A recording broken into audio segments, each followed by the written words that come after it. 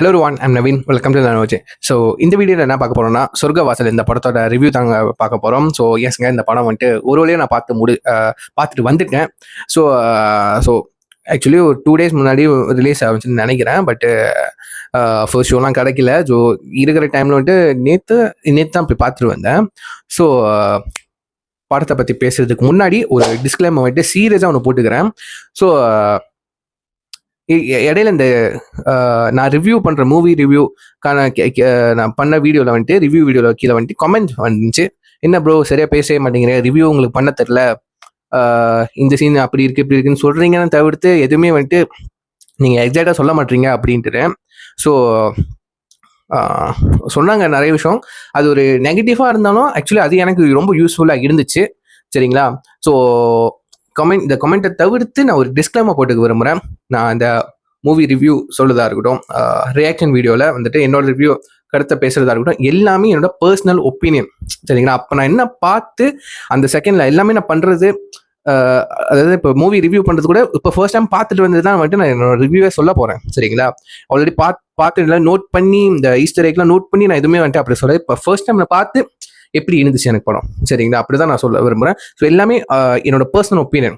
யாரோட கருத்தையோ நான் மற்ற ரிவ்யூஸை பார்த்து நான் எதுவுமே அந்த கருத்துலாம் வந்துட்டு நான் திணிக்க மாட்டேன். Personal review.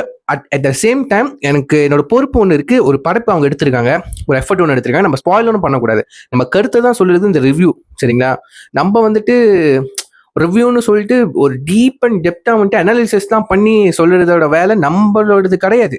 அவங்களுக்கு தெரியும், அவங்க பண்ணியிருக்காங்க. அவங்களோட பெஸ்டான ஒர்க்கை தான் வந்துட்டு ஒர்க் அவுட் பண்ணி இவ்வளோ காசை போட்டு படம் எடுத்து அதை வந்துட்டு தியேட்டருக்கு கொண்டு வந்திருக்காங்க. சரிங்களா? அவங்க கஷ்டம், அவங்க நம்ம உட்காந்து ஈஸியாக பேசிடலாம்.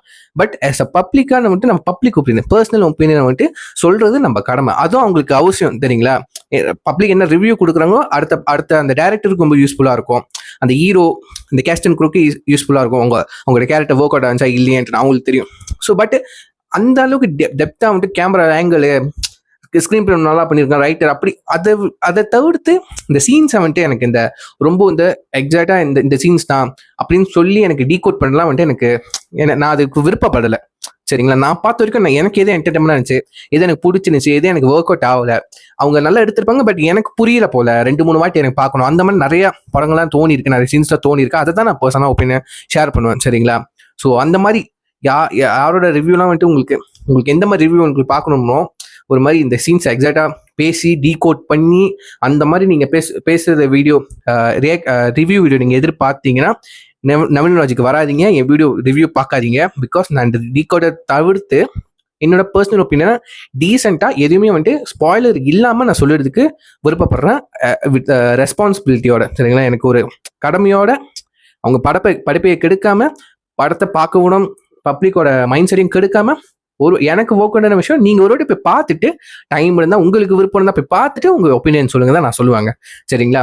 ஸோ அவ்வளவுதான் டிஸ்க்ளைமர். ஸோ இப்போ நம்ம வீடியோக்குள்ள போயிடலாம். சொர்க்கவாசல் நம்ம ஆர்ஜே பாலாஜி, சானியா ஐயப்பன், கருணாஸ், முக்கியமா செல்வராகவன் சார். சரிங்களா? எஸ், அண்ட் நட்ராஜ், இவங்கலாம் வந்துட்டு ஒரு மெயின் ஒரு முக்கியமான ஒரு ரோல்ல வந்துட்டு அந்த படத்துல பிளே பண்ணியிருக்காங்க. ஸோ அதுவும் முக்கியமா நம்ம சொல்ல போன வந்து ஆர்ஜே பாலாஜி, செல்வராகவன் சார், அந்த ரெண்டு பேரோட கேரக்டர். சரிங்களா? அங்க வந்துட்டு அங்க ஆர்ஜே பாலாஜி தெரியல, செல்வராகவன் தெரியல. அவங்கவுங்க அந்த கேரக்டர் நேம் நான் ரிவீல் பண்ண விரும்பல, பார்த்து உங்களுக்கு தெரியும். அந்த 2 கேரக்டர் தான் வந்து அப்படி ஸ்ட்ராங்கா இருக்குங்க. சரிங்களா? இது ஒரு வந்துட்டு ஆர்ஜே பாலாஜி கேரக்டர் ஒரு இன்னசென்ட் தவிர்த்து செய்யாத தப்புக்கு ஜெயிலுக்கு போறோம். நீங்க ட்ரெயிலர்ல பார்த்துருப்பீங்க. செய்யாத தப்புக்கு ஒன்று அவங்க வந்து ஜெயிலுக்குள்ள போயிடுவாரு. நம்ம செல்வராகவன் ஆல்ரெடி அங்கே ஒரு டான், அங்கே ஜெயிலே கண்ட்ரோல் பண்ற ஒரு கையா அங்கே இருக்காரு. அவரோட கேரக்டர் நல்லா பிளே பண்ணிருப்பாங்க, டிஃப்ரெண்டா இருக்கும், நல்லா இருக்கும். as long as with நம்ம நட்டி சார், அவரோட பெர்ஃபார்மன்ஸ் எல்லா படத்துலையும் நம்ம பாராட்டிக்கிட்டு தான் இருக்க முடியும். வில்லனா கொடுத்து பண்ணுவாரு, கிரே ஷேட்டும் பண்ணுவாரு, ஒரு குட் காயம் பண்ணுவாரு.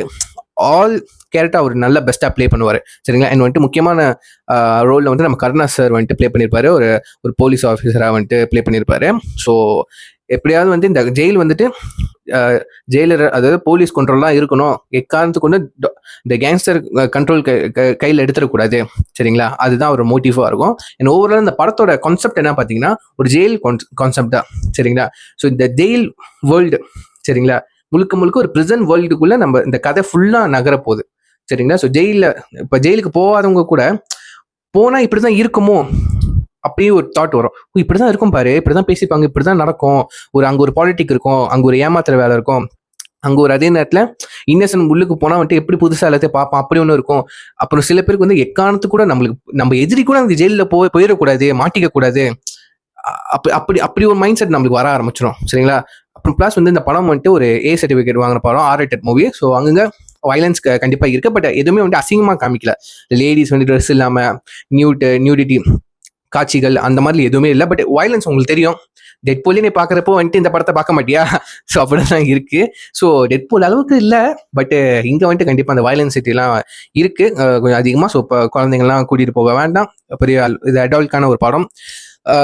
பட் இந்த படத்துல காட்டுற மெசேஜ் ஒன்று இருக்கு, அது கண்டிப்பா குழந்தைகளை போய் சேர்க்கலாம், அது ரொம்ப யூஸ்ஃபுல்லா இருக்கும். சரிங்களா?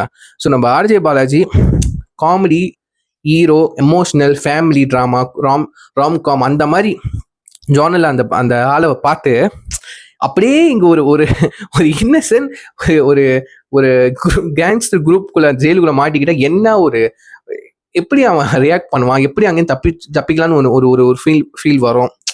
சரிங்களா? அந்த கேரக்டர் அப்படி உள்வாங்கி நடிச்சிருக்காரு. அவ்வளவு நல்லா இருக்கும் அவர் கேரக்டருங்க. சரிங்களா? அவர் செய்யாத தப்புக்கு ஜெயிலுக்குள்ள போயிடுவாரு. அதுக்கப்புறம் தான் அந்த ஜெயில் ஃபுல் அண்ட் ஃபுல்லி அந்த பிரிசன் வேர்ல்டுக்குள்ள அவர் கூட நம்ம விட்டு டிராவல் ஆகுங்க. சரிங்க? ஜெயில என்ன நடக்குது ஓவராலா அந்த 2.5 மணி நேரம் படத்துல அந்த ஜெயிலுக்குள்ள என்ன நடக்குது, என்னென்ன பாலிடிக்ஸ் தப்பு சரி எது நடக்குதோ அதை வந்துட்டு நம்மளுக்கு வந்துட்டு தைரியமா எடுத்து காமிச்சிருக்காங்க. சரிங்களா? அதுக்கே ஒரு தனி பாராட்டுங்க. சரிங்களா? இந்த மாதிரி கதையை எழுதி எடுத்து அவங்க ஏற்கிறதுக்கு வந்துட்டு கதை வந்துட்டு கண்டிப்பா வந்துட்டு ஸ்லோவா தாங்க நகருது.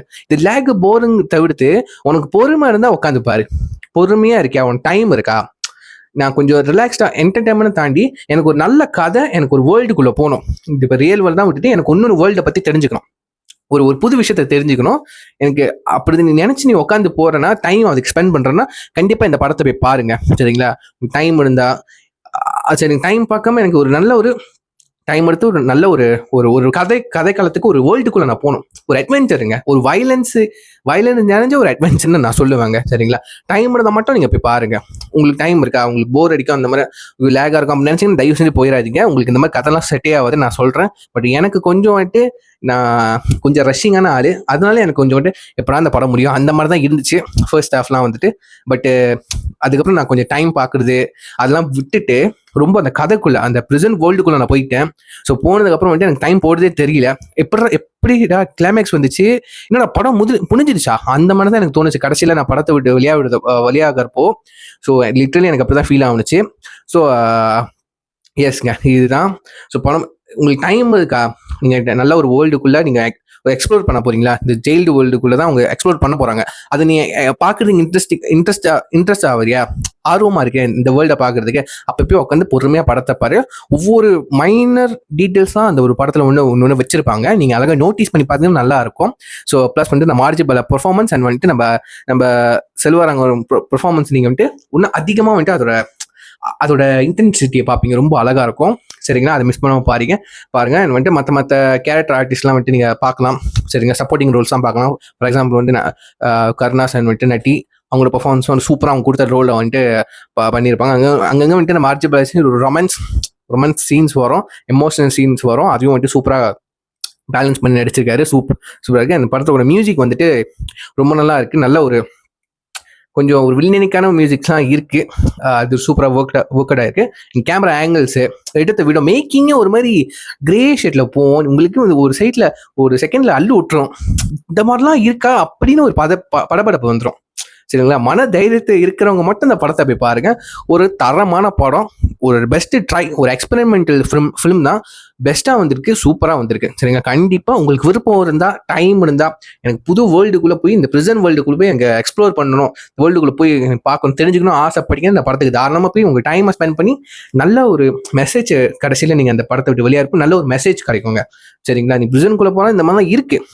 என்ன வந்துட்டு அதே நேரத்தில் இந்த பிரிசன் உள்ளுக்கு இருக்கிற விஷயத்தையும் அவங்க அழுத்தி ஒன்று சொல்லியிருக்காங்க. இந்த பிரிசன் வந்துட்டு திருத்திற்கான ஒரு ஒரு இடம் தான். சரிங்களா? ஒரு ஸ்கூல் எப்படி வந்துட்டு படிக்க தெரியாத கூட படிச்சு வெளியாக்குற ஒரு எஜுகேட்டடா ஆக்குற ஒரு பர்சன் எஜுகேட்டடா ஆக்கி வளர்த்து விட்டு அனுப்புறதோ எப்படி அந்த இன்ஸ்டிடியூட், அதே மாதிரி இந்த ஜெயில் வந்துட்டு இந்த பிரிசன் வந்துட்டு ஒரு இன்ஸ்டிடியூட், திருத்தறதுக்கான ஒரு இன்ஸ்டிடியூட். பட் அதுக்குள்ள நிறைய பாலிடிக்ஸ் நிறைய வந்துட்டு அங்கேயே ஒரு ஒன்ஸ் கேங்ஸ்டர் வந்துட்டு அங்க கண்ட்ரோல் எடுத்துட்டா அது அந்த மாதிரி இருக்காது. ஆக்சுவலி நீங்க மாஸ்டர் படத்துல பார்த்துருப்பீங்களா, அது சீர்திருத்த பள்ளி. பட் வந்துட்டு ஆல் கண்ட்ரோல் வந்துட்டு நம்ம விஜய் சேதுபதி கீழே தான் இருக்கும், பவானி கீழே தான் இருக்கும். இப்போ அது எப்படி சீர்திருத்த பள்ளியா இருக்கும்? கண்டிப்பா இருக்காதுல்ல. ஸோ அந்த மாதிரி தான் அவங்க ஒன்று ட்ரை பண்ணியிருக்காங்க. நிறைய படத்தோட ஒரு ரெஃபரன்ஸா இருக்கட்டும், ஒரு ஷேடா இருக்கட்டும், இந்த மாதிரி படத்துல வந்திருக்க, பழைய படத்துல இந்த மாதிரி ஒரு சீன், இந்த மாதிரி ஒரு காட்சிகள் வந்திருக்கு. அந்த மாதிரி ஒரு சில தான் தோணும். இது மட்டும் காப்பி கேட் இல்லை. பட் நீங்க என்னதான் புதுசா யோசிச்சாலும் இருக்குதாங்க திரும்ப எடுக்க முடியும், புதுசா எப்படி யோசிக்க முடியும்? என்ன உங்க ஐடியா இது இப்படி பசில் மாதிரி தூக்கி வச்சா வேற மாதிரி ஒரு புதுசா கிடைக்கலாம், அவ்வளவுதான். ஆனா பட் இருக்கிற வச்சு தான் நம்ம வந்து டிசைனே பண்ண முடியும். புதுசாலாம் எல்லாம் எதுவும் கிடையாது, சரிங்களா? அதை முதல்ல புரிஞ்சுக்கங்க, சரிங்களா? ஸோ இந்த புதுசா எதிர்பார்க்கலாம் விட்டுருங்க, டிஃப்ரெண்டா வேணா எதிர்பார்க்கலாம், சரிங்களா? புதுசுக்கும் டிஃப்ரெண்ட்க்கும் வித்தியாசம் இருக்கு. ஸோ எஸ், உங்களோட தாட்ஸ் என்ன? உங்களோட சின்ன ரிவ்யூ கூட கீழே வந்துட்டு இந்த வீடியோக்குள்ள கமெண்ட் பண்ணுங்க, நான் பார்த்து தெரிஞ்சுக்கிறேன். ஸோ இதோட என் வீடியோ முடிச்சுக்கிறேன். So sea next video. Signing off you. I'm Naveen. Take care. Bye.